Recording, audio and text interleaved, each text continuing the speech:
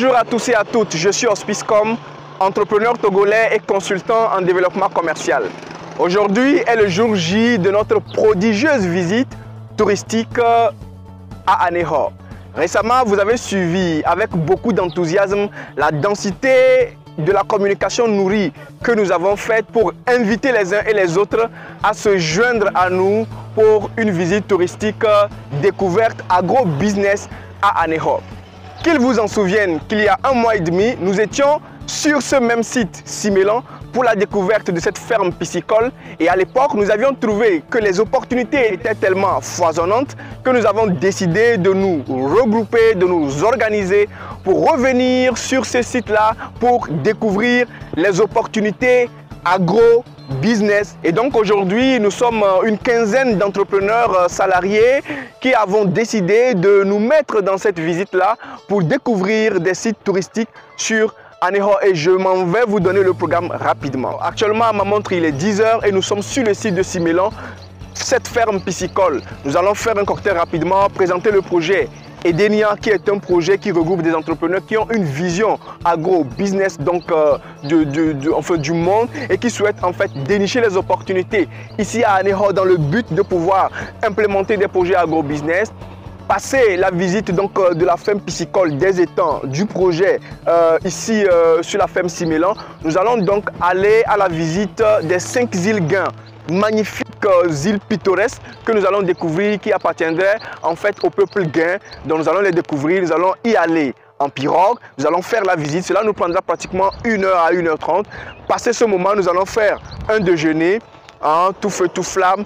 Après quoi, nous allons aller découvrir l'écomusée. En fait, vous savez ce qu'on appelle un musée. Un écomusée, c'est un musée où il y a des animaux, donc un petit centre animalier où on pourra découvrir quelques espèces animales et puis comprendre l'histoire de ce centre-là. Nous découvrirons également dans le programme le quartier administratif avec beaucoup d'éléments de la période coloniale que nous allons vous inviter à suivre avec nous. Et enfin, nous allons découvrir la forêt des singes. Voilà donc l'ensemble des activités qui vont meubler cette journée, et je me ferai le plaisir de vous embarquer dans cette magnifique aventure au travers de ma caméra. Et n'oubliez pas que l'objectif essentiellement, c'est en fait une volonté de nous entrepreneurs de pouvoir nous réapproprier en fait notre milieu. Nous savons que Anéhor pouvait être une ville balnéaire, donc une ville côtière qui a des îles, qui a un écosystème végétal assez extraordinaire.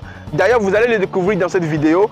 Et pour nous entrepreneurs, il faisait sens en fait que nous puissions venir découvrir l'immensité des potentialités naturelles, de sorte à pouvoir voir quel type de projet économique nous pouvons en fait implémenter pour permettre de catalyser le développement de cette magnifique ville Anéhor, parce que c'est à nous que revient le développement de notre milieu.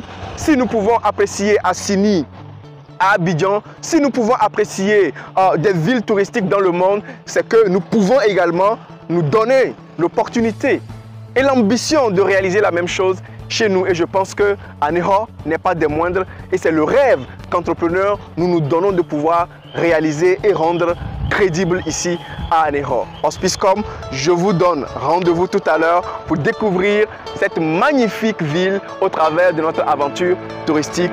À tout à l'heure.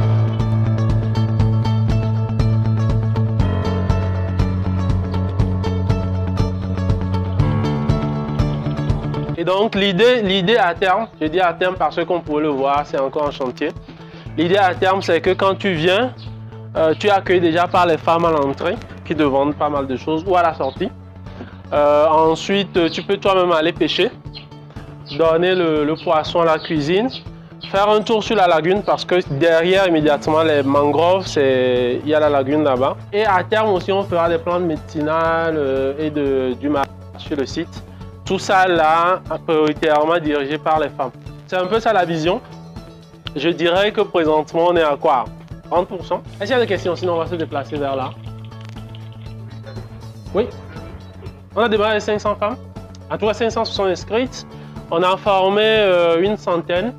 Ensuite, on a retenu une cinquantaine pour la phase levée de fonds ou recherche de microfinancement. Pour l'instant, pour la phase test, on a fait ça avec 4 femmes. Alors pour voir le taux de remboursement, etc. c'est un projet vraiment sur la base sociale. Mais au vu du potentiel, au vu des difficultés, on est en train de réfléchir pour passer à un modèle plus ou moins semi-privé. Non, c'est carrément ouvert. C'est carrément... Alors, l'idée, c'est vraiment d'accompagner des femmes à renforcer leurs AGR.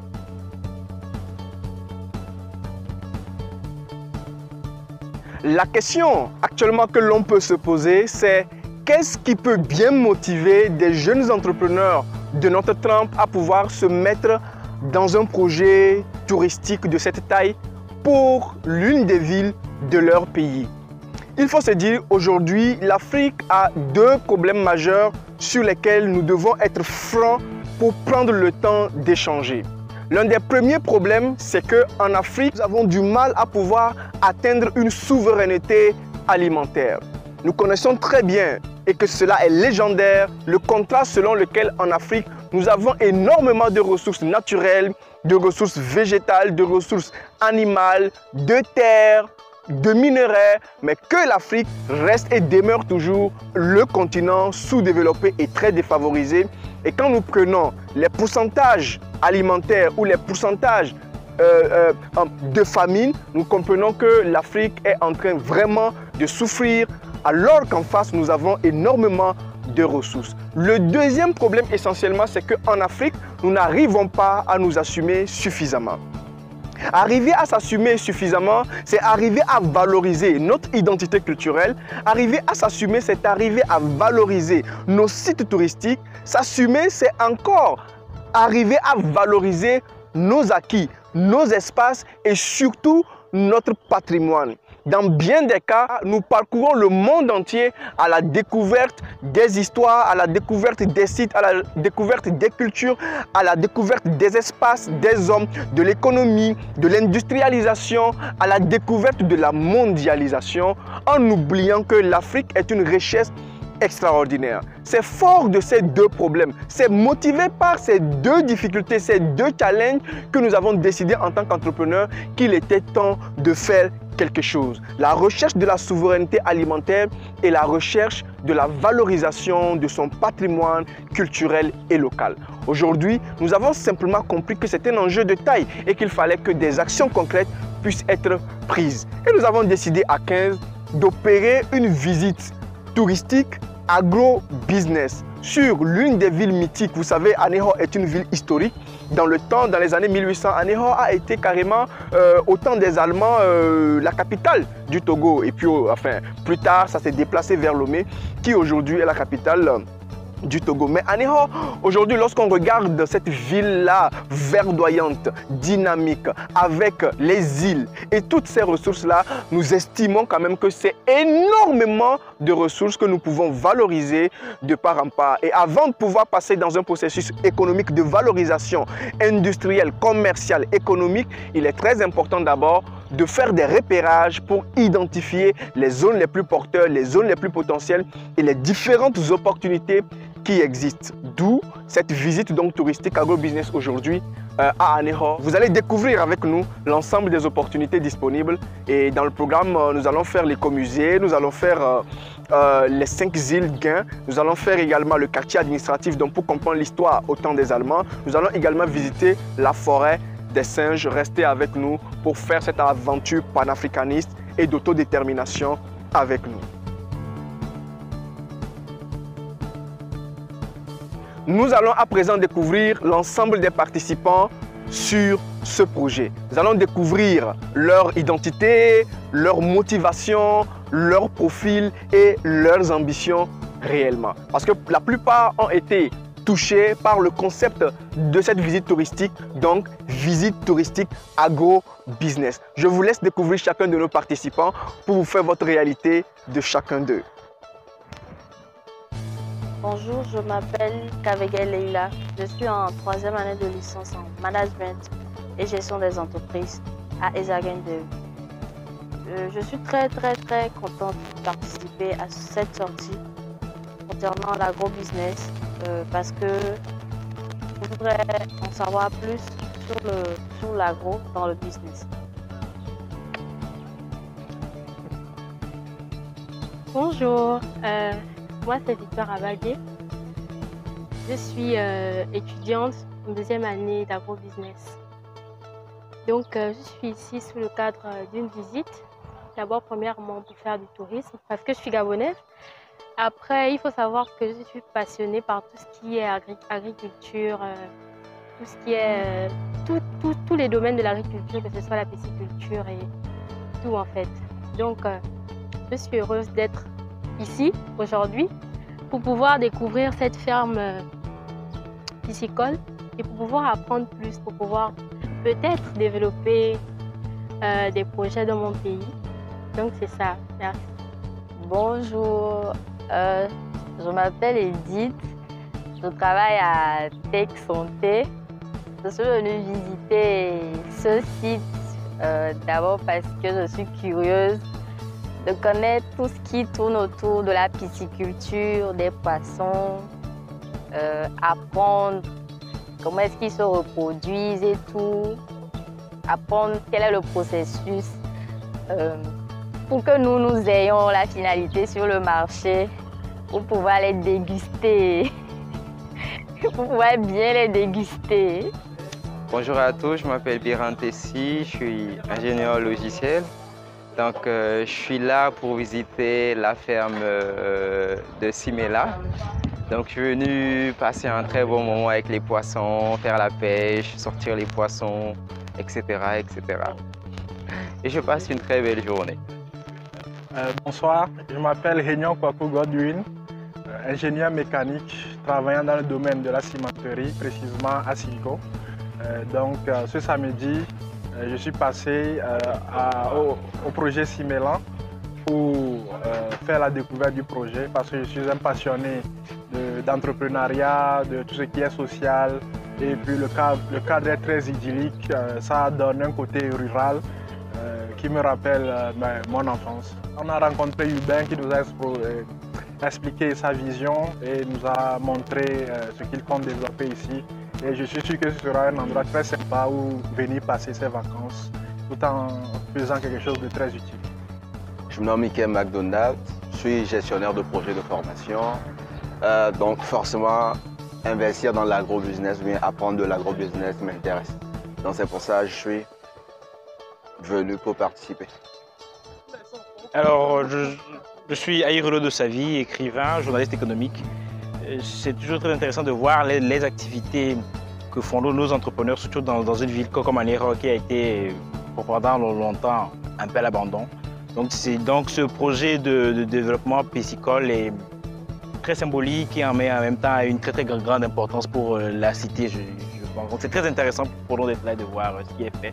Simélan suscite beaucoup d'espoir, beaucoup d'intérêt, tant non seulement pour le potentiel de la ville, mais pour le potentiel du Togo en général. Et puis si ça se tient, on a du bon poisson pour nous à Lomé ou dans tout le Togo, même dans toute l'Afrique de l'Ouest à terme, quoi. Donc c'est pour ça, c'est business, c'est social, c'est souveraineté alimentaire également. Donc voilà. Je suis Abouti Kodjumaolom, je suis professeur de français au lycée et également traducteur. Ce qui m'a poussé à être ici aujourd'hui, c'est d'abord la curiosité et après penser à une découverte, à une sortie, à la sécurité alimentaire et découvrir la ferme piscicole dont j'ai déjà entendu parler. Et donc c'est pour ça que je suis là aujourd'hui. Je suis Émile et c'est véritablement un plaisir d'être à Simélan.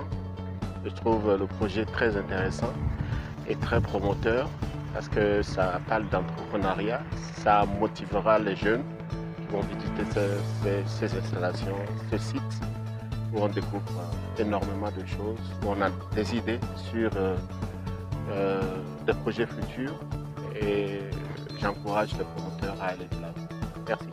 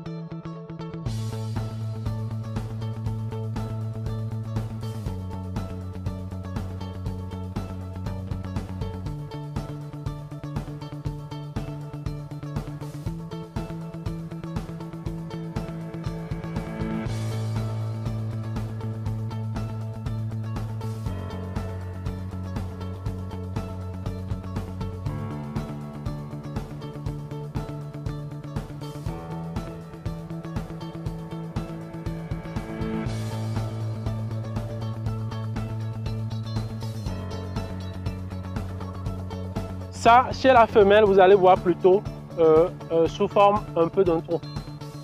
D'accord? Avec une zone vaginale qui est élargie comme ça et il y a un trou au milieu. Contrairement chez le mâle où il y a carrément une... on peut dire ça aussi comme ça. Pour faire le tri, vous le mettez un par un à la mer. Oui, normalement, c'est pour ça qu'il y a un taux d'erreur autour de 10% généralement dans les trucs industriels. Je voulais vous montrer une femelle.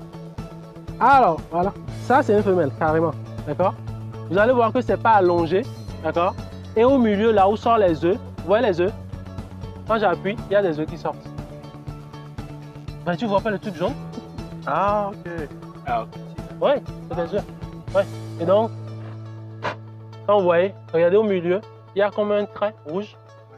D'accord? Donc ça, c'est une femelle. Contrairement au mâle où c'est allongé avant de... Enfin, un mâle qui se respecte. Je vous souhaite... Voilà un peu la différence entre mâle et femelle.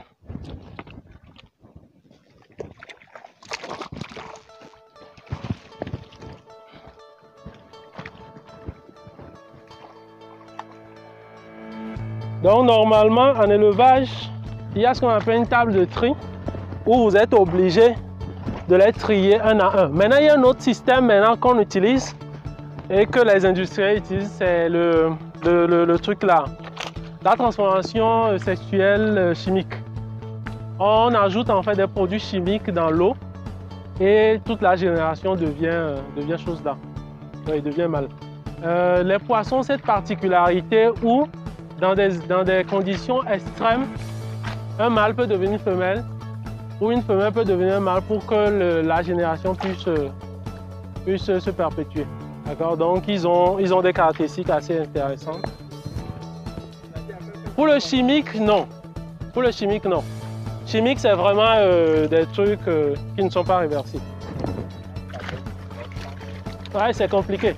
Mais la nature a des trucs beaucoup plus intéressants.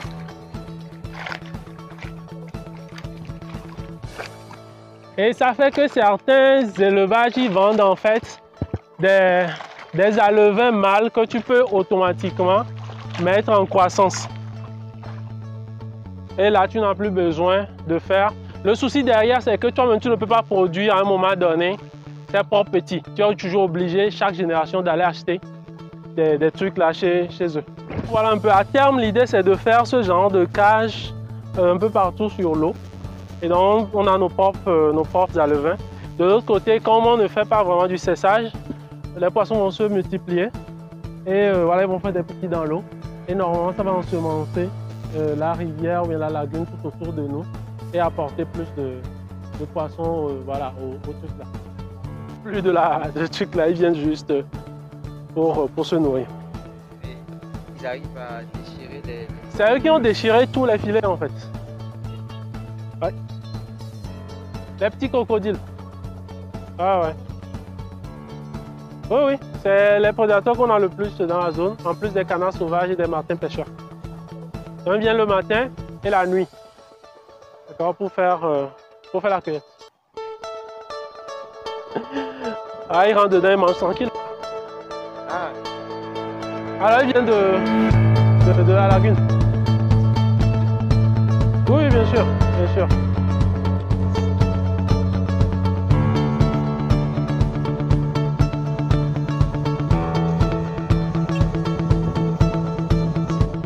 Nous venons donc de finir la visite de la ferme piscicole. Vous avez suivi avec nous les présentations de notre guide.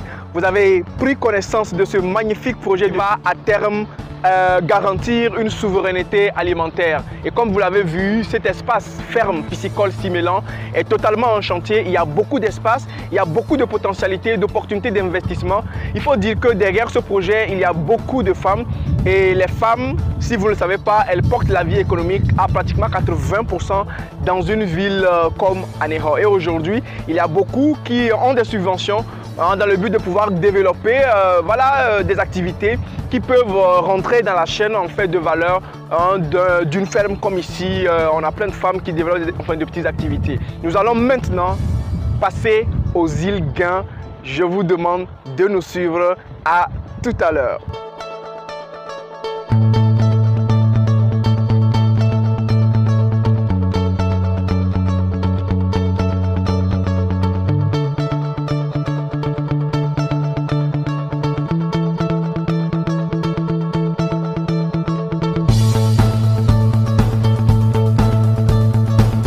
vous le voyez, c'est l'heure de l'embarcation. Après la visite de la ferme piscicole, nous nous dirigeons tout droit vers les îles Guin. Il semblerait qu'il existe 5 îles Guin. Îles magnifiques, extraordinaires, insoupçonnées, grosse richesse et gros patrimoine de la ville d'Anéhor. Ce sont des îles historiques et vous savez que la ville d'Anéhor est une ville lagunaire avec des gros GRAU. Vous pouvez le voir derrière moi, nous avons une lagune et derrière juste la lagune, la toute première île que nous allons visiter. Suivez-nous pour faire cette magnifique découverte avec nous sur les îles Guin. La côte est plutôt au sud et nous partons du nord de la ville. La voie là, c'était une voie commerciale qui permettait de joindre Anéhor à Grand Popo, à Gbanakin et tout le flux commercial qui partait du fleuve Mono passe par cette voie pour aller vers Anéhor. Anéhor qui était appelé Petit Popo par rapport à Grand Popo du Bénin. Donc et Grand Popo et Anéhor, Petit Popo, c'était des villes commerciales par essence. Nous appelons cette voie commerciale la route liquide. C'est la route liquide parce qu'avant, il n'y avait pas de voies sur la ferme. Donc la communication se faisait plutôt par les barques qui sont très géantes et qui passaient de l'intérieur vers la côte et de la côte vers l'Interland.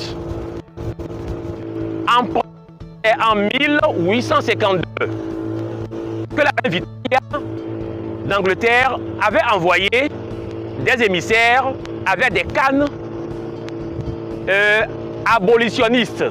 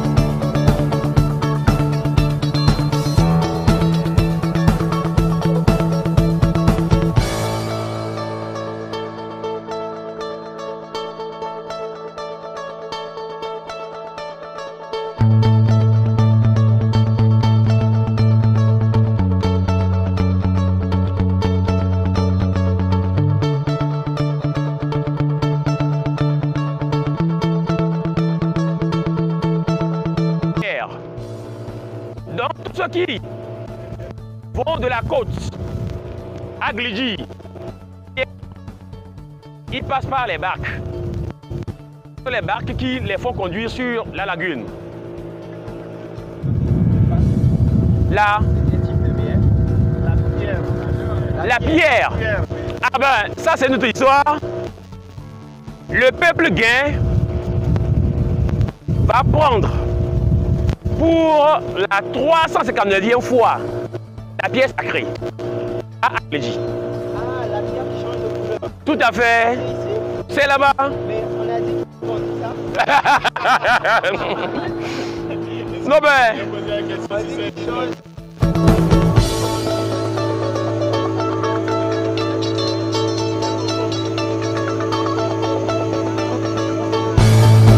Nous venons donc d'échouer sur l'une des îles Guin après le magnifique tour que vous avez vu, orienté par notre éminent guide qui est un agent de la mairie, un historien qui connaît très bien l'histoire du peuple Guin et l'histoire du milieu. Comme vous l'avez très bien compris, la ville d'Anéhor est une ville historique et aujourd'hui il y a quand même énormément d'atouts qui ne sont pas exploités.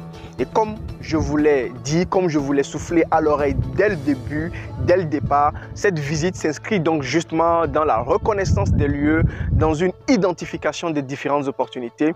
Et d'après les informations que nous avons eues, toutes ces îles sont un patrimoine national, sont la propriété non pas des collectivités locales qui l'ont de tous les temps exploité, mais aujourd'hui c'est reversé à la propriété de l'État et quiconque dispose d'un projet extraordinaire peut demander à sous-louer une partie pour construire des projets d'intérêt public, des projets sociaux. Vous avez très bien vu la magnifique maison ancienne que nous avons vue, qui il s'avère a été la maison d'un éminent ministre de ce pays.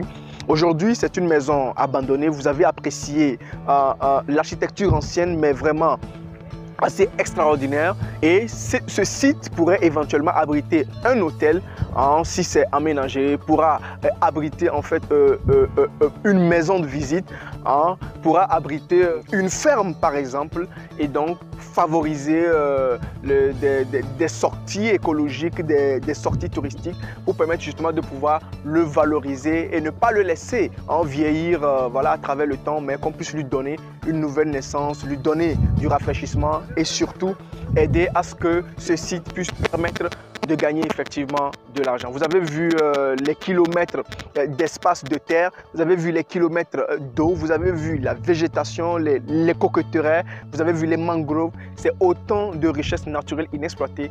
Et aujourd'hui, pour nous, ça a été une magnifique opportunité de découvrir autant d'éléments naturels qui restent toujours inexploités. Et là, nous commençons déjà par réfléchir sur les possibilités de pouvoir prendre tout ou partie de certains espaces pour pouvoir y implémenter et initier des projets économiques.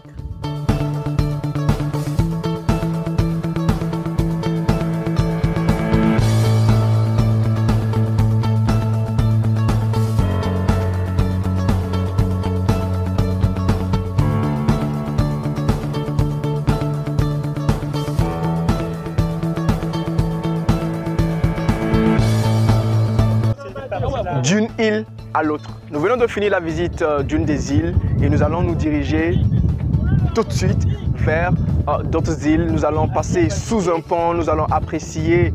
Ah ouais, comme vous pouvez le voir derrière moi, on est en train de démarrer. Et c'est quand même une aventure assez exceptionnelle aujourd'hui de pouvoir vivre cette expérience magnifique. On habite à Lomé, à quelques kilomètres de pratiquement 40 km d'Anéro, mais c'est assez marrant, c'est assez inconcevable en fait que ces histoires-là, peut-être en 30 années de vie, que ce soit la première fois donc de la vivre. Cela démontre encore qu'aujourd'hui, il est plus que jamais temps que nous puissions prendre réellement conscience des atouts de nos villages, de nos villes, etc. pour pouvoir en tirer voilà, la meilleure profitabilité. Ben, sinon, comme d'habitude, nous attendrons et ce seront les étrangers qui viendront nous révéler ce que nous avons de plus magnifique ici. Allez là, on démarre. Le moteur est en marche. Alors, je vous souhaite une belle visite vers les autres îles.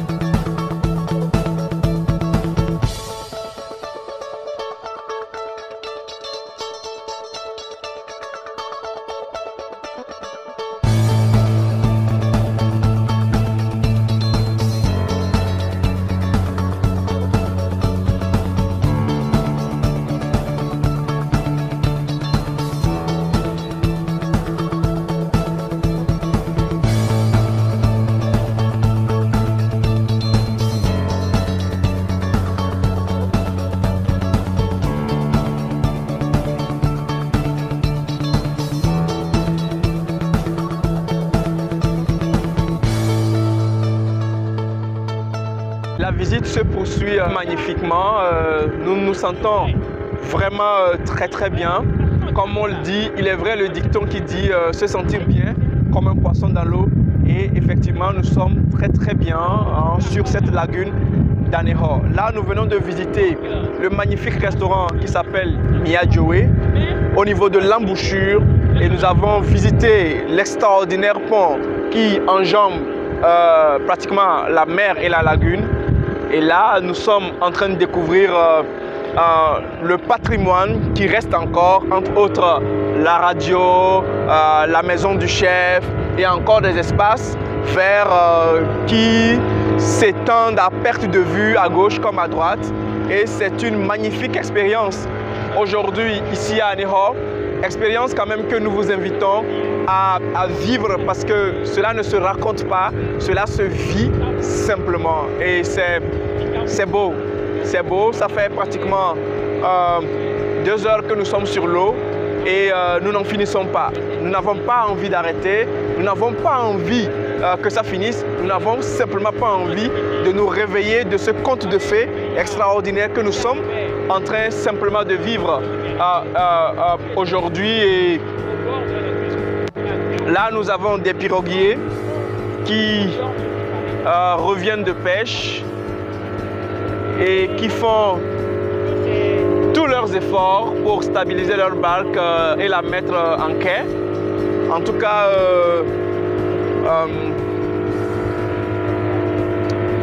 on n'aurait pas pu rêver de mieux.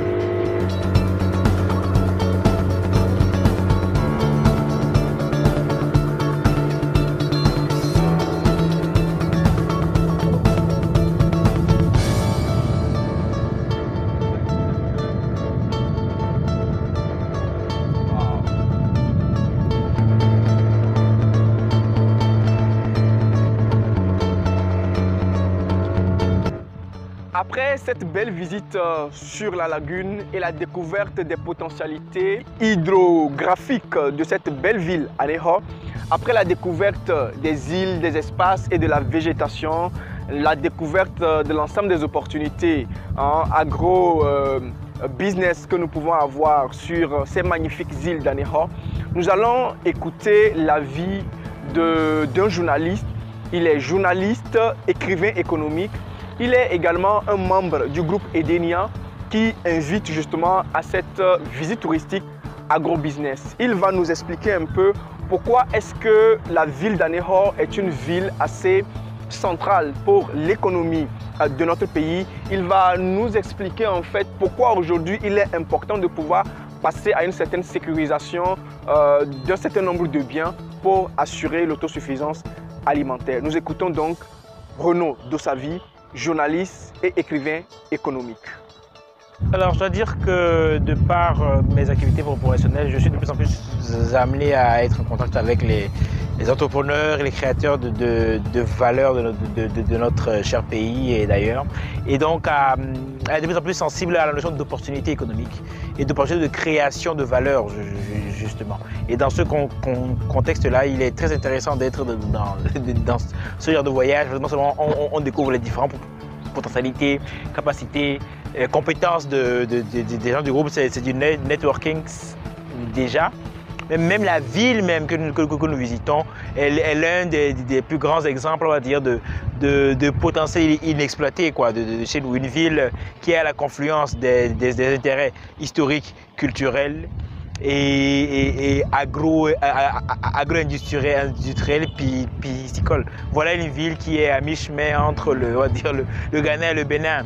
Une ville frontière également, un peu comme Lomé, qui est en même temps connectée à un réseau hydrographique avec des îles et des îlots. Donc le potentiel par exemple de développement touristique est absolument considérable. Je pense qu'il y a moyen de faire d'Anéhor le Assini par exemple du Togo, voire même plus, pourquoi pas le Venise, vous voyez. Donc il y a cet aspect-là, il y a une richesse, une luxuriance incroyable, une beauté de la nature qui déjà appelle en réalité on va dire le visiteur. Et c'est l'un des plus beaux exemples encore qu'on a de la richesse, on a du potentiel à valoriser, bien sûr, ça va c'est un appel, on va dire, aux entrepreneurs, ou même à petite échelle, il y a moyen de recréer de la richesse vraiment dans cette ville pour nous et pour nos enfants, pour notre pays et pour un rayonnement au niveau sous-régional. Les moyens de connecter avec la diaspora sont absolument considérables. C'est vraiment une niche de valeur à exploiter et à redécouvrir. C'est ce que la beauté du paysage seul suffit en réalité à attirer toute une armée de visiteurs, même de Lomé, de Cotonou et d'Accra. Vous voyez, donc c'est dans cette perspective qu'il faut être. Après, l'intérêt est également, vous l'avez dit, je fais partie d'un petit réseau d'amis, de partenaires, de visionnaires, on va dire, qui promeuvent le concept Edenia, qui est en fait une gestion endogène, autonome et durable de nos espaces, c'est-à-dire maîtriser à un niveau local, à un niveau pas nécessairement personnel, mais en tout cas en groupe, des espaces pour exploiter en réalité les richesses de chez nous. Dans une logique de souveraineté alimentaire, de souveraineté du patrimoine en réalité agricole, sylvicole et historique que nous avons, trouver des espaces qu'on peut entre amis, en petites communautés exploiter, par exemple de la zone de Kalmé ou même ici à Anéro, construire donc des espaces d'autonomie où on produit, on valorise la terre pour créer des espaces de liberté,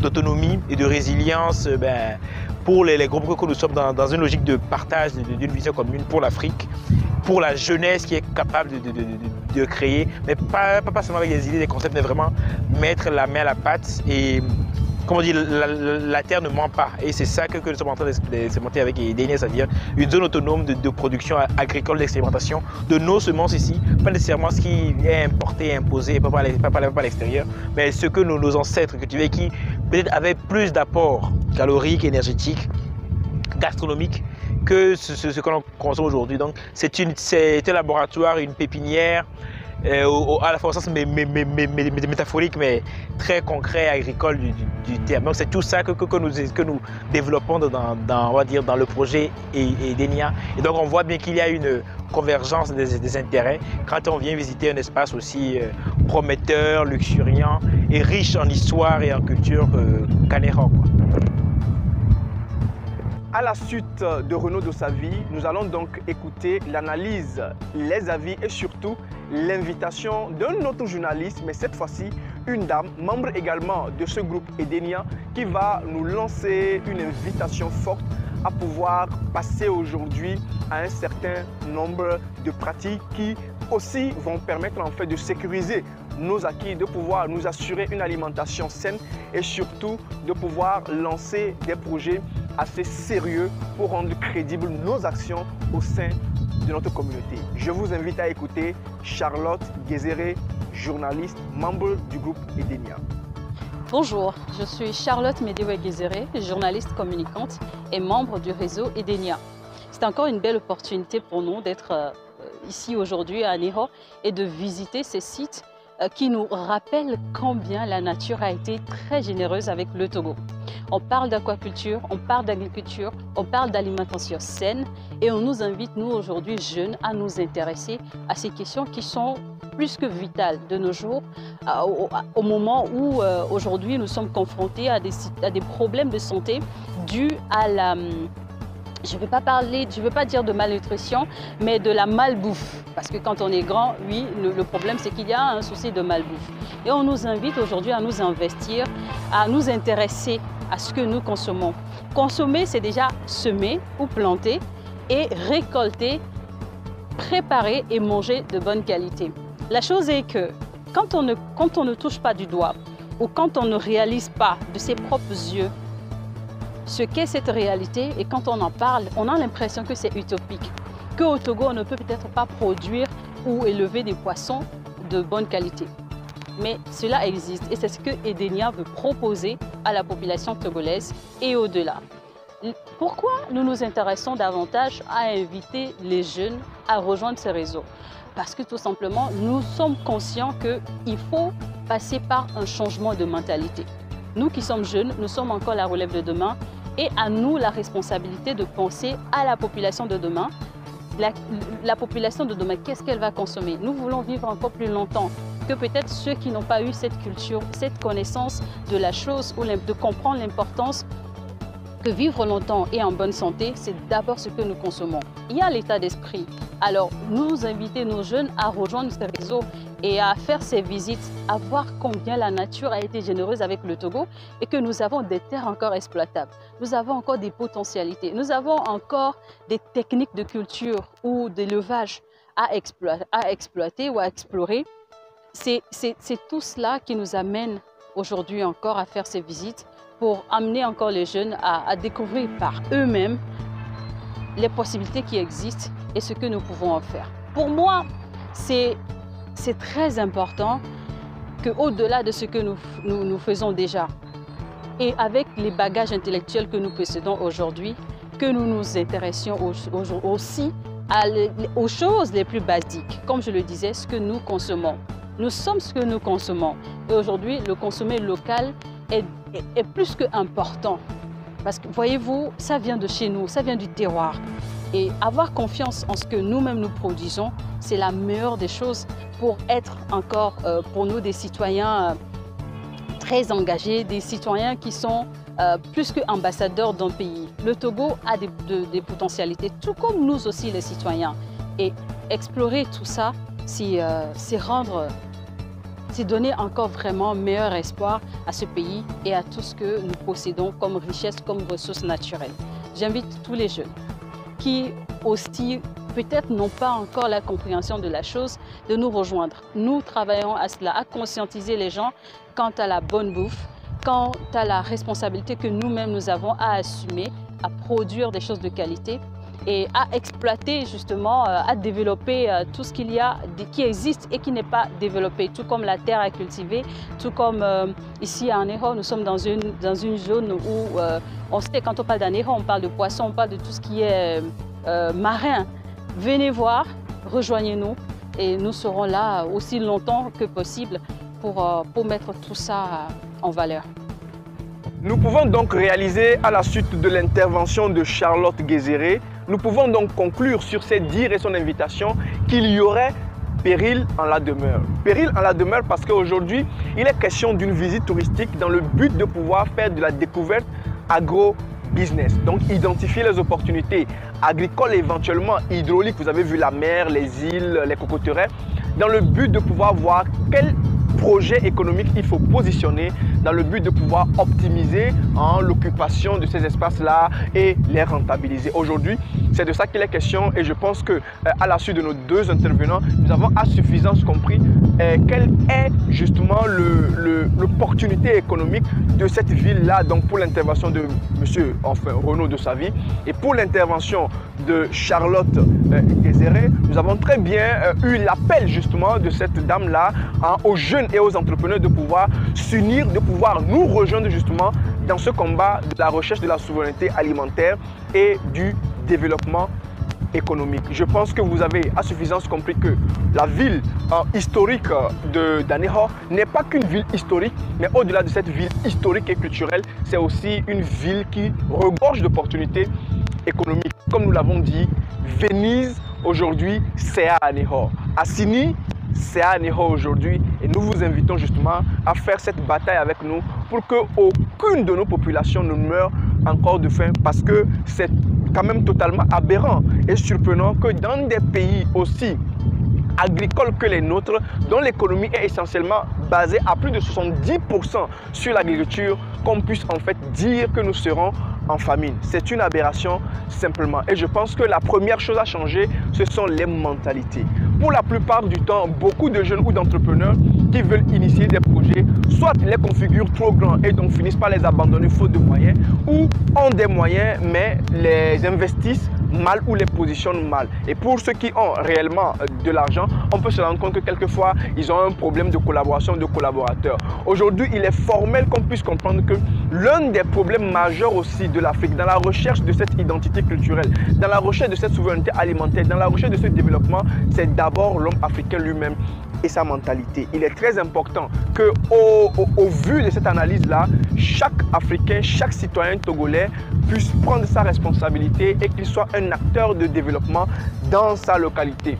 Et quand il n'y a pas les moyens pour faire un projet, on peut quand même y mettre une bonne dose de créativité, une bonne dose d'intelligence pour pouvoir appliquer ce qu'on appelle la stratégie des petits pas. Mais est-ce qu'il faut attendre d'avoir tout pour démarrer? De mon point de vue de consultant, non. Beaucoup de projets ont commencé tout petits et ont pu atteindre des tailles assez vertigineuses. Quelquefois, nous faisons des projets qui sont très intéressants. Nous avons de très belles idées de pouvoir développer nos milieux, mais nous nous trouvons devant la contrainte des moyens financiers. Aujourd'hui, vous pouvez rejoindre ce groupe-là que nous sommes pour réfléchir avec nous sur les meilleurs mécanismes, sur les meilleures options, sur les meilleures opportunités, sur les meilleurs moyens de faire de l'investissement dans le but de pouvoir commencer quelque part. Pour finir cette émission, je vous raconte simplement une anecdote.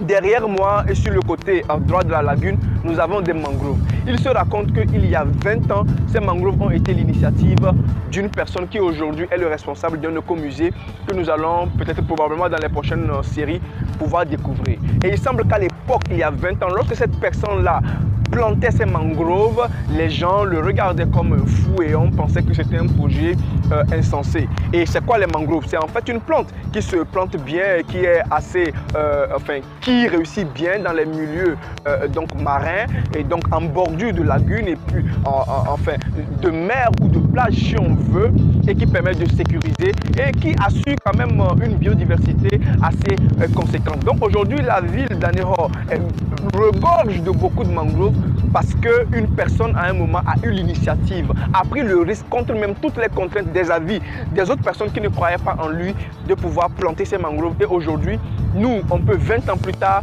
visiter ces mangroves et en avoir vraiment une grande satisfaction. On peut déjà découvrir derrière moi ces mangroves-là. Par exemple, si vous voulez en avoir l'exemple, tu peux zoomer s'il te plaît. Donc vous pouvez donc déjà voir ces mangroves-là qui bordent en fait cette partie de la lagune et qui permettent justement d'avoir une biodiversité et une bonne combinaison entre la végétation et la mer qui est assez sympathique et très très belle à regarder et à apprécier. Donc c'est ça les mangroves si vous ne savez pas de quoi il s'agit. Et ces mangroves derrière moi ont été plantées il y a 20 ans sur l'initiative d'une personne, d'un natif de ce milieu. Et les mangroves, ça coûtait combien de les planter? Mais aujourd'hui, c'est quand même une grosse ressource parce que ça peut apporter justement des revenus parce que des gens comme nous vont venir découvrir et faire des émissions comme celle-ci. Ce qui prouve à suffisance que même si l'argent est le nerf de la guerre et permettrait donc de pouvoir financer des projets, la première chose qui permet de porter un projet, c'est d'abord l'intelligence, c'est d'abord la créativité et plus loin, c'est le réseau. Soyez dans le bon réseau pour réfléchir très bien, avoir les meilleurs appuis, les meilleures opportunités. Et quand vous êtes dans un réseau, vous bénéficiez en fait des compétences diverses et multiformes de chacun et vous n'êtes plus seul pour faire la route, on est nombreux. Et s'il vous en souvient, il y a 1 mois et demi, nous étions là, à peine 7 ou 8, pour une visite toujours une visite de repérage, et 1 mois et demi, nous sommes revenus avec un projet touristique agro-business avec le double du nombre de notre groupe, avec 2 nouvelles personnes qui nous ont rejoints pour cette magnifique aventure. Précédemment talonné par le temps, nous nous sommes dit qu'il fallait déjà prendre la route vers Lomé. Seulement, nous nous sommes rendus compte également que nous pouvions faire un tout petit escale à l'écomusée tellement l'attractivité était plus forte que nous. Alors nous avons cédé à l'envie et donc nous sommes en chemin ou en route pour l'écomusée, ce centre fabuleux dont nous allons découvrir l'histoire captivante et les activités assez multiformes. Suivez-nous dans ce dernier rendez-vous avant de prendre la route pour Lomé.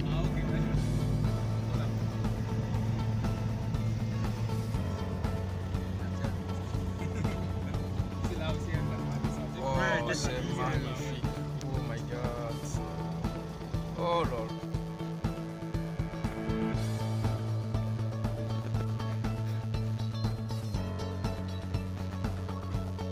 Nous sommes à l'écomusée Guindois d'Anéhor. Écomusée Guindois d'Anéhor. C'est ce nom que ça porte aujourd'hui. Hein? Mais le jour où le président fondateur Moura, on va changer de nom. Et nous avons passé 2 ans à débroussailler ici. 2 ans. Parce que c'était la grande brousse. Et c'est après les 2 ans que nous avons commencé à planter, à mettre des fleurs. L'écomusée est dynamique, c'est changeant. Je vais dire, vous serez venu ici il y a 2 ans ou 3 ans. C'était pas comme ça le décor. On avait mis des fleurs un peu partout. Mais aujourd'hui, ça a encore changé. Et vous serez venu ici il y a plus cela 3 mois ou 6 mois. Vous n'aurez pas vu ça. Donc, cette place, nous l'appelons avant la place des fêtes sous les cocotiers. Maintenant, ça a changé encore de nom. Nous l'appelons maintenant la place de la République, en fonction de la couleur du drapeau togolais qu'on a mis sur tout. Et vous voyez. Et nous avons créé ce coin qu'on appelle coin caché des amoureux, qui porte la couleur de Saint-Valentin, le rouge et le blanc. Donc, pour les amoureux, ceux qui ne veulent pas rester comme ça à découvert, hein, ils peuvent se cacher, surtout les amoureux, pour rester dans le coin. Voilà. Donc, c'est un site écologique. Tout ce que nous faisons ici, tous les plants que vous voyez, et on ne met pas de l'engrais, mais on met du compost, du compost. Ouais. Et nos plats sont des plats locaux, hein, le sifior, le djemfumer pour les bicyclettes. Et nos boissons sont des boissons locales. Le Deha, qui est notre vin, le Deha, c'est le vin de palme.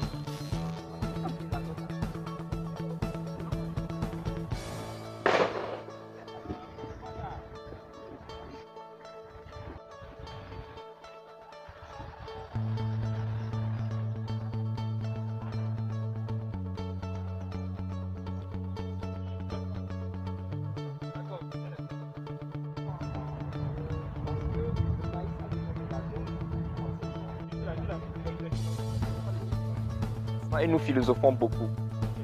Hein? Et si vous venez chez nous, nous utilisons beaucoup les styles de figures, les 2 figures. Le triangle, le carré, le rectangle, et puis le cercle. Ouais, d'accord. Vous tournez voir, si vous allez voir les figures. Moi, je cherche. Ah, ok. Voilà. Donc nous utilisons le triangle, parce que le triangle en soi est une figure qui est équilibrée. Et les Égyptiens l'ont beaucoup utilisé, leur pyramide. Et c'est pourquoi chez nous on dit, et nous on a de potes, on dit glinon, c'est l'équilibre. Et c'est vrai, franc-maçon, vous avez dit tout à l'heure franc-maçon. Ouais, c'est parce que, vous savez, dans tous les systèmes, ils ont, comment je vais dire, ils utilisent tout ce que, dans tous les systèmes, il y a ce que tu trouves dans ce système, dans l'autre système, mais sous un autre nom, sous une forme. Mais l'explication revient toujours même. Voilà. Nos grands-parents ont dit, et nous là de côté on dit non, c'est l'équilibre. Et vraiment, quand vous faites les modes de terre, les 3 là, vous pouvez poser la mamie dessus, il y a l'équilibre. Si c'est mal disposé, il y a déséquilibre. Mais si c'est bien disposé, il y a équilibre. Et on dit que tout symbole attire de l'esprit. Donc si vous avez un triangle chez vous, vous attirez l'esprit de l'équilibre. J'espère que vous aurez eu beaucoup de plaisir à nous suivre dans cette aventure magnifique, extraordinaire sur l'eau, sur la mer et puis sur les îles ici à Anéhor. Restez en contact, nous allons revenir avec d'autres séries. Et si vous avez aimé, n'hésitez pas à partager. Et si vous avez envie d'intégrer notre groupe ou de pouvoir soutenir nos initiatives, n'hésitez pas également à faire le pas parce que votre soutien peut être justement la chose qui va aider à pouvoir porter ce message plus loin et continuer les productions comme tel. Je suis Hospicecom, consultant en développement commercial. Je suis fondateur d'une école de vente et membre de ce groupe prodigieux Edenia. Nous avons été ravis de vous présenter ce documentaire. Portez-vous bien et à bientôt dans d'autres éléments.